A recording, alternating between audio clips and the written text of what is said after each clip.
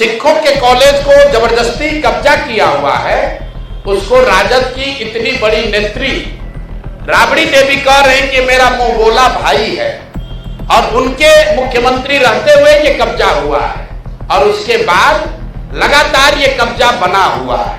1 करोड़ रुपया इकट्ठा किया हुआ, अरबों रुपया इकट्ठा किया हुआ उस मेडिकल कॉलेज से, और इसके लिए सीबीआई ईडी से जांच कराई जाए तो ये जेलों के सलाखों में रहेंगे। हमारे पापा सारा कुछ काम करते हैं, पर इसमें इतनी षड्यंत्र करके हमारे कॉलेज को एक कलंक था, ये अमरिंदर झा का कलंक था, और इन्होंने सारी सेक्रेटरी पापा को लेके इन्होंने उसको निकाला, फिर करतार सिंह को लेके और सारे ट्रस्टी को निकाल के फिर इन्होंने अनेक तरीका से गैर कानूनी। ये वो दिलीप जायसवाल हैं जो बीजेपी के अध्यक्ष हैं और साथ ही राबड़ी देवी के मुंह बोले भाई भी हैं। ध्यान रखिए, उसने एक सिखों के कॉलेज को जबरदस्ती कब्जा किया हुआ है, उसको राजद की इतनी बड़ी नेत्री राबड़ी देवी कह रहे हैं कि मेरा मुंह बोला भाई है, और उनके मुख्यमंत्री रहते हुए ये कब्जा हुआ है, और उसके बाद लगातार ये कब्जा बना हुआ है। तो ये दिखाता है कि भाजपा, राजद, जदयू, ये सब when it comes to personal profiteering, व्यक्तिगत लाभ की जहां बात आती है तो ये सब लोग आपस में मिल जाते हैं। बिल्कुल इस्तीफा हो, उन पर जांच हो, कैसे मेडिकल कॉलेज कब्जा किए इसकी जांच हो, मेडिकल कॉलेज के बनाने वाले जो लोग हैं कानून संगत उन लोगों को वापस लाया जाए। सिख समुदाय का वो कॉलेज है, सिखों का राइट वहां वापस बहाल होना चाहिए। जो राजेश शाह की हत्या हुई है, जिस पर एफआईआर हुआ है दिलीप जायसवाल पर, उसकी जांच होनी चाहिए, उस पर कार्रवाई होनी चाहिए, और राजद के लोगों को यह बताना चाहिए कि दिलीप जायसवाल से उनका क्या संबंध है, क्यों राबड़ी देवी उनको अपना मुंह बोला भाई बोलती हैं।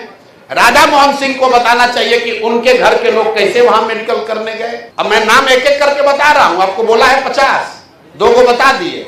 लालू जी के सालों के परिवार के लोग उसी मेडिकल कॉलेज से पढ़कर निकले। जिस एसपी ने इनको क्लीन चिट दिया है, उसकी पत्नी भी उसी मेडिकल कॉलेज में पढ़ी है। जो कोर्ट से रिलीफ मिला, कोर्ट के में जिसने रिलीफ दिया, उसके घर का आदमी भी वहीं से मेडिकल किया है। भाजपा के बड़े नेता राधा मोहन सिंह, उनके परिवार के लोग भी वहीं से मेडिकल किए हैं। तभी आपको हम 50 नाम देंगे, आप लोग भी जांच कीजिए, फिर आपको बताते हैं। मैं सरदार मौलेश्वर प्रसाद सिंह जी, संस्थापक माता गुजरी मेमोरियल मेडिकल कॉलेज का पुत्र हूँ। मेरा नाम गुरदयाल है। मैं सबसे पहले प्रशांत किशोर जी का अति धन्यवादी हूँ, जो उन्होंने मेरे ऐसे विकट समस्या में और हम लोग का साथ देने के लिए उन्होंने एक कमर कसा हुआ है कि आप लोग पीछे मत हटो, हम आपके साथ रहूंगा। और ये दुष्कर्मी महाअपराधी प्रकृति का व्यक्ति दिलीप जायसवाल, जिसने इस मेडिकल कॉलेज को इस ढंग से जकड़ लिया और उल्टा सीधा डिसीजन करवाते करवाते ये इस तरह का काम किया। 1 करोड़ रुपया इकट्ठा किया हुआ, अरबों रुपया इकट्ठा किया हुआ उस मेडिकल कॉलेज से, और इसके लिए सीबीआई ईडी से जांच कराई जाए तो ये जेलों के सलाखों में रहेंगे। मैं यही अनुरोध करूंगा सभी लोगों से, इसकी जांच होनी चाहिए, और वो किस तरह, यहाँ तक कि वो किस तरह प्रदेश का अध्यक्ष बन गया भारतीय जनता पार्टी, इसकी भी जांच कराई जाएगा। तो ये करोड़ों रुपया देखिए बीजेपी का अध्यक्ष बना, और वो जेलों के सलाखों में रहेगा। मैं आपको माता गुजरी मेडिकल कॉलेज के बारे में 2-4 लाइन बता देना चाहता हूँ। किस तरह का कुचित्र रचकर उसमें कई लोग इसमें नकाब इनके निकल उठ जाएंगे कि किस तरह दिलीप जायसवाल ने इस मेडिकल कॉलेज को कब्जा हुआ, और इसकी जांच होनी चाहिए। और ये सब जगह धन और बल पर ये कब्जा किया हुआ है।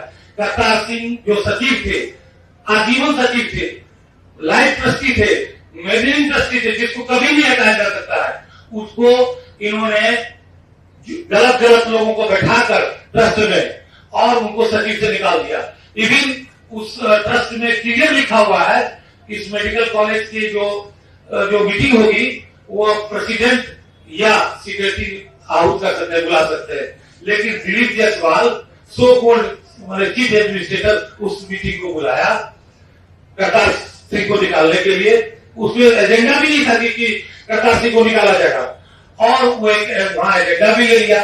उसमें हमारे ट्रस्टी में क्लियर लिखा हुआ है कि मीटिंग जब भी होगी 30 दिन के अंदर होगी। वो 25 दिन में मीटिंग बुला लिया। अवैध तरीके से, और उसमें ये प्रेसिडेंट और सेक्रेटरी के हुई बुलाने का अधिकार था, ये बुला लिया, और उसमें कोई एजेंडा भी नहीं था। इस तरह से अवैध तरीका से उसको निकाल दिया, जिसमें माननीय जिला सत्र न्यायाधीश, जिला न्यायाधीश कटिहार ने उसमें क्लियर कर लिखा था कि जो भी हुआ है तो गलत हुआ है, और ये मैनेज करके थे धन बल पर ये कॉलेज को कब्जा किया हुआ है। हम आप लोग सभी बंधुओं से अनुरोध करूंगा, मैं सदा सत्य बोलता हूँ और बोलते रहूंगा जब तक ये हमको भी हो सकता है मरवा दे। आपको मैं बता देता हूँ, ये मरवा नहीं सकता मुझे, ये इस तरह का व्यक्ति। मैं अमृत कौर शदान मॉलेश्वर प्रसाद सिंह सोमपुरी हूँ। मैं बहुत दुखी है माता मेडिकल कॉलेज के बारे में बोलना चाह रही हूँ। ये हमारा मेडिकल कॉलेज मेरे पापा ही खोले थे। इस पापा को शिक्षा से बहुत प्रेरित है। जिस शिक्षा से मैं पढ़ के निकली हूँ वह Guru Nanak girls high school में गुरु विचार कटिहार में बनाए थे, उससे ही मैं पास हुई हूँ। उसके बाद फिर मैं पटना में हमारी पढ़ाई में मेरे पापा 2 टर्म्स MLC भी आए हैं, विधायक थे। हमारे पापा सारा कुछ काम करते हैं, पर इसमें इतनी षड्यंत्र करके हमारे कॉलेज को एक कलंक था, ये अमरिंदर झा का कलंक था, और इन्होंने सारी सेक्रेटरी पापा को लेके इन्होंने उसको निकाला, फिर करतार सिंह को लेके और सारी ट्रस्टी को निकाल के फिर इन्होंने अवैध तरीका से गैर कानूनी कोई भी लॉ में नहीं है। मैं लॉ की बात को कुछ जानती नहीं हूँ, लॉ के बारे में मेरे ब्रदर बताएंगे। आज मैं इसलिए शामिल हूँ अपने ब्रदर के साथ हूँ, सरकार गुजरात सिंह के साथ, जो ट्रस्टी है। हम 5 सिस्टर हैं, 5 सिस्टर हम गुजरात सिंह के साथ। जो भी जहाँ भी जैसे मैं प्रशांत किशोर को भी बोला करूंगा, अभी पीछे नहीं हटना, ये हमारा मान रखना और हमें मेरे कॉलेज को मेरे हाथ में देना। इनके लिए मैं सदा आपकी आभारी